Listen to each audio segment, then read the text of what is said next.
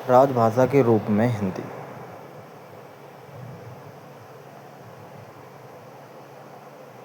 राजभाषा का सामान्य अर्थ है राजकाज की भाषा। राज्य प्रशासन की भाषा को राजभाषा कहा जाता है। 14 सितंबर 1949 ईस्वी को संविधान सभा द्वारा भारत की राजभाषा घोषित किया गया था। इसलिए 14 सितंबर को प्रत्येक वर्ष हिंदी दिवस के रूप में मनाया जाता है, जबकि 26 जनवरी 1950 को हिंदी को भारत की राजभाषा के रूप में संवैधानिक मान्यता प्रदान किया गया था। ठीक है। हिंदी भाषा को देवनागरी लिपि में भी लिखा जाता है। देवनागरी लिपि को नागरी लिपि भी कहा जाता है। 26 जनवरी 1950 को लागू संविधान में शासकीय प्रयोजनों के लिए अंग्रेजी भाषा का प्रयोग 15 वर्षों के लिए तय किया गया था। 26 जनवरी 1950 को भारत का संविधान लागू होने के साथ ही भारत में भाषा नीति भी लागू हुई। भारतीय संविधान के भाग 17 अनुच्छेद 343 से 51 में राजभाषा का उल्लेख किया गया है। कहने का मतलब यह है कि भाग 17 में 300 और अनुच्छेद 343 से 351 हैं। भाषा यानी कि भाषा के बारे में जानकारी दी गई है। राजभाषा का उल्लेख किया गया है भाग 17 में। भाग 17 में क्या है? भाग 17 में राजभाषा का उल्लेख किया गया है और उसमें अनुच्छेद 343 से 351 तक अनुच्छेद हैं। ठीक है, एक बार दोबारा से बता दूं। भाग 17 में 343 अनुच्छेद से 351 तक अनुच्छेद हैं। दोबारा से रिवीजन करा रहा हूँ मैं। हिंदी भाषा की बात करें तो देवनागरी लिपि से संबंधित है। अनुसूची 8 भाषा से संबंधित है। अनुसूची क्या है? 8 जो है भाषा से संबंधित है। अनुसूची 8 में 22 भाषाओं का उल्लेख है, जो कि इस प्रकार से दे रखी हैं, जैसे संस्कृत, हिंदी, उर्दू, मलयालम, तमिल, तेलुगु, उड़िया, असमिया, बोडो, डोगरी, कश्मीरी, गुजराती, नेपाली, मणिपुरी, कोंकणी, सिंधी, मैथिली, कन्नड़, संथाली, मराठी, बांग्ला,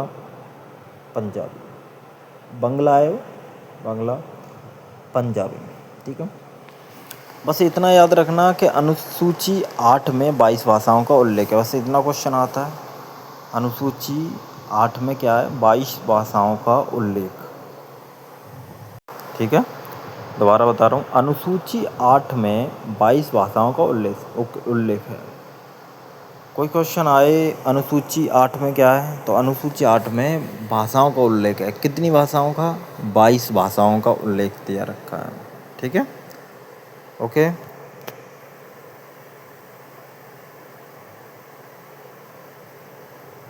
ठीक,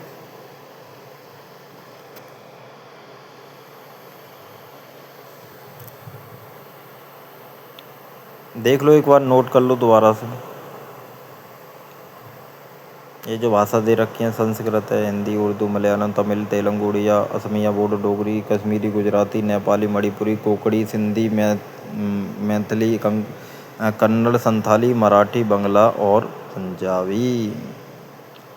अब आता है हमारा यहाँ पे भाग 5 के अनुच्छेद 120 में संसद में प्रयुक्त होने वाली भाषा का उल्लेख किया गया है।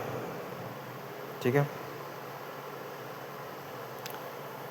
अब आता है यहाँ पे अनुच्छेद 343 1 में स्पष्ट रूप से कहा गया है कि संघ भारत की राजभाषा हिंदी और इसकी लिपि देवनागरी होगी। देवनागरी लिपि मूलतः अक्षरात्मक लिपि है। 343 को याद रखना, ये मोस्ट इम्पोर्टेंट क्वेश्चन होता है। देवनागरी लिपि है इसमें और अक्षरात्मक है, अक्षरात्मक लिपि होती है। लिपि क्या है? देवनागरी लिपि अक्षरात्मक लिपि है, जो कि 343 अनुच्छेद में है। और क्या है इसमें? संघ भारत की राजभाषा है। ठीक है, स्पष्ट रूप से कहा गया है कि संघ भारत की राजभाषा हिंदी और इसकी लिपि देवनागरी होगी। देवनागरी लिपि मूलतः अक्षरात्मक लिपि है। ठीक है, ओके, समझ आ रहा है कि नहीं? क्वेश्चन समझ में आ रहा है कि नहीं? ये हमारी थ्योरी है। क्या है? थ्योरी। इसके माध्यम से हम चलेंगे। ये थ्योरी है, ठीक है। मैं याद करा दूंगा इसको। राजभाषा में जो हिंदी है ना, राजभाषा के रूप में हिंदी, इसको याद करा दूंगा। चलो आगे चलते हैं। आगे की बात करें हम, 343 के बाद में आएगा 344, ठीक है। रिवीजन कर लो, चलो देख लो इसको। 343 में क्या है, जल्दी देखो।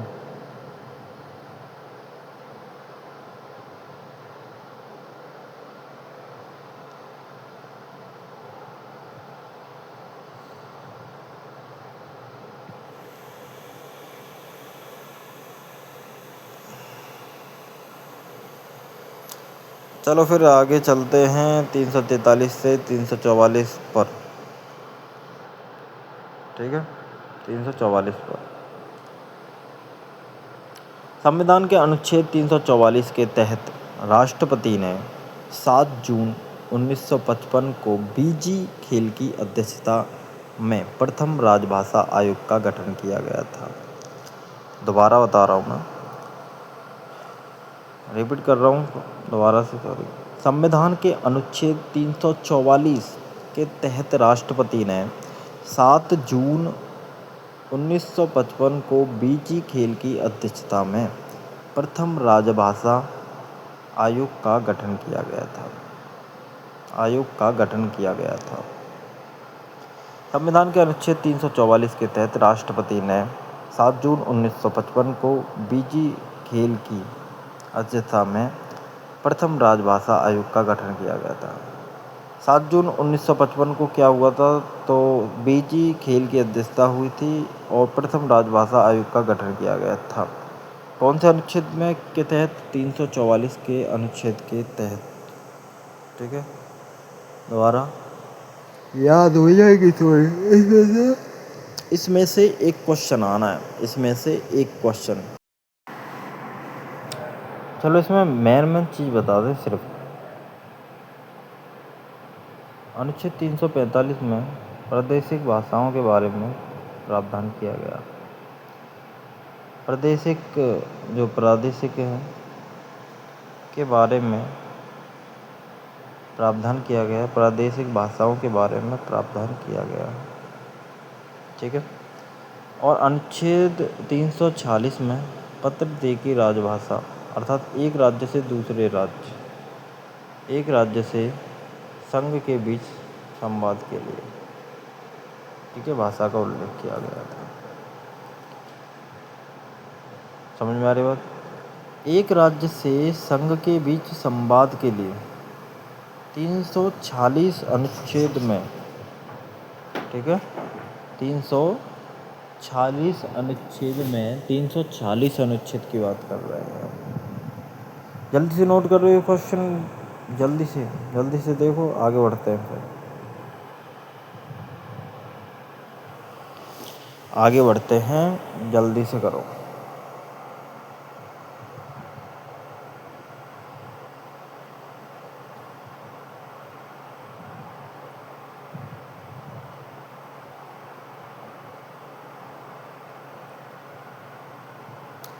तीन 345 में प्रादेशिक भाषाओं के बारे में, और 346 की बात करेंगे तो एक राज्य से दूसरे राज्य, बस हो गया याद। एक राज्य से दूसरे राज्य अथवा एक राज्य से संघ के बीच संवाद, इसको याद रखो बस।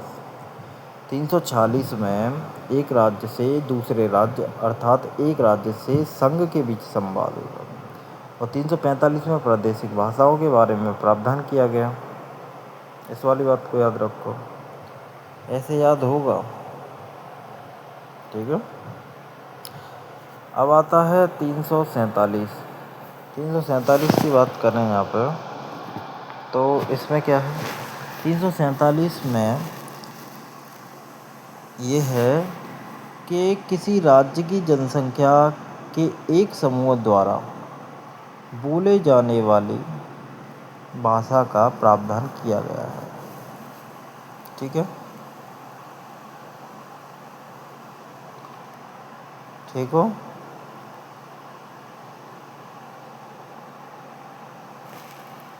अब आता है आगे। आगे बात करेंगे। देखो दोबारा बता रहा हूँ, 347 में क्या है कि 347 में किसी राज्य की जनसंख्या के एक समूह द्वारा बोले जाने वाली भाषा का प्रावधान किया गया है। दोबारा बता रहा हूँ, किसी एक राज्य की जनसंख्या के एक समूह द्वारा बोली जाने वाली भाषा का प्रावधान किया गया है। अब आता है आगे। अनुच्छेद 348 में सर्वोच्च न्यायालय तथा उच्च न्यायालय विधायकों और अधिनियमों तथा अध्यादेशों आदि में प्रयोग की जाने वाली भाषा का प्रावधान है। 348 को इस प्रकार से याद रखो, सर्वोच्च न्यायालय, उच्च न्यायालय और विधायक, बस ये आ जाए तुम्हें तो समझ जाना कि 348 अनुच्छेद में है। ठीक है, 348 अनुच्छेद में क्या है, भाषाओं के बारे में बात करेंगे। तो देखो, सर्वोच्च न्यायालय, उच्च न्यायालय और विधायक, ये वाली बात याद रखो, बस पूरा याद करने की ज़रूरत ही नहीं है। ऐसे याद करो कि क्वेश्चन आ जाए तो अपना पहचान लो क्वेश्चन को, उस प्रकार से याद करो। ठीक है, दोबारा बता रहा हूँ, सर्वोच्च न्यायालय तथा उच्च न्यायालय और विधायकों, अधिनियमों तथा अध्यादेशों आदि में प्रयोग की जाने वाली भाषा का प्रावधान किया गया है। लेकिन हमें याद क्या रखना है, सर्वोच्च न्यायालय, उच्च न्यायालय और विधायक। ठीक है, ये चीज़ याद रखनी है हमें, सर्वोच्च न्यायालय, उच्च न्यायालय और विधायक। ओके, ये वाली बात होगी यहाँ पर। अब आएगा इसमें, आगे बात करेंगे, जल्दी से नोट कर लो, देख लो। देखो, मैं चाहता हूँ कि इस वीडियो में ही मैं याद करा दूँ।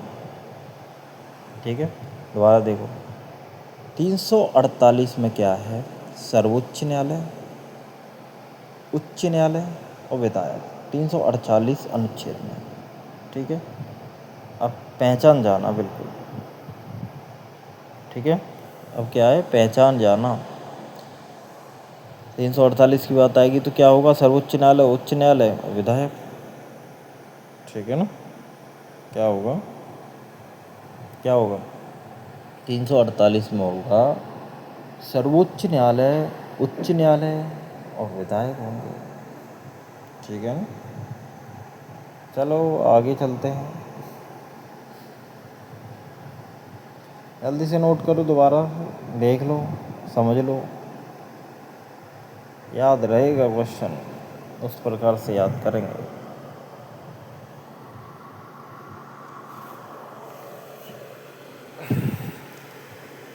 वीडियो को शेयर कर दो, लाइक तो कर ही दो भाई। ये वीडियो उत्तर प्रदेश पुलिस के लिए रामबाण क्लास है। इसमें क्या है, इसमें हम करा रहे हैं राजभाषा के रूप में हिंदी। ये हिंदी से संबंधित क्वेश्चन है, संविधान से संबंधित क्वेश्चन है। ठीक है, संविधान से संबंधित क्वेश्चन है, अनुच्छेद में भी है। अनुच्छेद की बात करेंगे तो 343 से 351 तक संविधान के बारे में बात होगी। अनुच्छेद, यही वाली बात है, अनुच्छेद हो गए इसमें 343 से 351 तक। ठीक है, और बात करें इसमें अनुसूची भी आ गई। ठीक है, अनुसूची 8वीं अनुसूची में 22 भाषाओं का उल्लेख हुआ। ठीक है, 22 भाषा थी इसमें। ठीक है, आ रही है बात समझ में। तो ये जो क्लास है एक तरह से रामबाण है। ठीक है, यूपी पुलिस के लिए रामबाण क्लास है। ये क्वेश्चन 343 से 351 तक जो अनुच्छेद है, इसमें से क्वेश्चन पूछा ही जाता है। ठीक है, अब आगे चलते हैं। 349 में भाषा संबंधी अधिनियम अधिनियमित करने का प्रावधान किया गया है। अगर 349 से संबंधित क्वेश्चन आए तो इसमें क्या है, 349 में भाषा संबंधित अधिनियमित करने का प्रावधान किया गया है। 349 में क्या है, भाषा संबंधी अधिनियमित करने का प्रावधान किया गया। अब आगे क्वेश्चन दे रखा है, अनुच्छेद 350 में शिकायत निवारण हेतु प्रयुक्त भाषा का प्रावधान किया गया। शिकायत की बात होगी तो 350 में होगी भाई, 350 की बात करेंगे तो शिकायत की बात करेंगे, ठीक है, शिकायत की।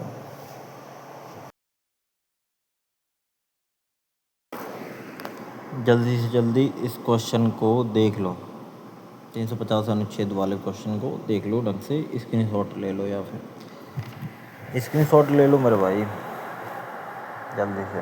अनुच्छेद 350 में शिकायत निवारण हेतु प्रयुक्त भाषा का प्रावधान किया गया है। जल्दी से स्क्रीनशॉट ले लो, इस क्वेश्चन का स्क्रीनशॉट ले लो जल्दी से जल्दी। आगे चलते हैं, चलो। अनुच्छेद 350 ए में प्राथमिक स्तर पर मातृभाषा में शिक्षक से संबंधित प्रावधान है। प्राथमिक स्तर पर मातृभाषा में शिक्षक से संबंधित प्रावधान है। अनुच्छेद 350, अनुच्छेद 350 में क्या है? अनुच्छेद 350 ए में प्राथमिक स्तर पर मातृभाषा में शिक्षक से संबंधित प्रावधान है। मैं हर क्वेश्चन को याद करा दूँ, ठीक है, याद करा रहा हूँ। देखो दोबारा स्क्रीनशॉट ले लो इसका, स्क्रीनशॉट देखो। अनुच्छेद 350 ए में प्राथमिक स्तर पर मातृभाषा में शिक्षक से संबंधित प्रावधान है। 350 ए की बात आए तो मातृभाषा आएगी, प्राथमिक स्तर पर मातृभाषा, ठीक है। 350 ए की बात करेंगे तो क्या करेंगे? 350 ए में करेंगे हम प्राथमिक स्तर पर मातृभाषा। मातृभाषा में शिक्षक से संबंधित प्रावधान है। मातृभाषा में शिक्षक से संबंधित प्रावधान है। अनुच्छेद 350 ए में प्राथमिक स्तर पर मातृभाषा में शिक्षक से संबंधित प्रावधान है। ओके, अनुच्छेद 350 ए में प्राथमिक स्तर पर मातृभाषा से संबंधित प्रावधान है। अब क्या है? अनुच्छेद 350 बी, ये बी जो लिखा हुआ है ये बी है। बी में भाषाओं ई अल्पसंख्यक वर्गों के लिए विशेष प्राधिकारी उल्लेख है। अनुच्छेद 350 बी में भाषाई अल्पसंख्यक वर्गों के लिए विशेष प्राधिकारी उल्लेख है, ठीक है। अनुच्छेद 350 बी वो ए था, ठीक है। इसमें क्या है? अनुच्छेद 350 बी में भाषाई अल्पसंख्यक वर्गों के लिए, भाषाई अल्पसंख्यक वर्गों के लिए अनुच्छेद 350 अनुच्छेद 350 बी में भाषाई अल्पसंख्यक वर्गों के लिए विशेष प्राधिकारी उल्लेख है। अब आता है अनुच्छेद 351। अनुच्छेद 351 में हिंदी भाषा के विकास के निर्देश दिए गए हैं। अनुच्छेद 351 में क्या है? भाषा के विकास के निर्देश दिए गए हैं। अनुच्छेद 351 में भाषा के विकास के निर्देश दिए गए हैं। देख लो क्वेश्चन को, स्क्रीनशॉट ले लो। 350 हो गया हमारा, 350 ए हो गया, 350 बी हो गया, ठीक है। 351 की बात कर रहे हैं हम। 351 में क्या है? चलो ठीक है, बाय बाय।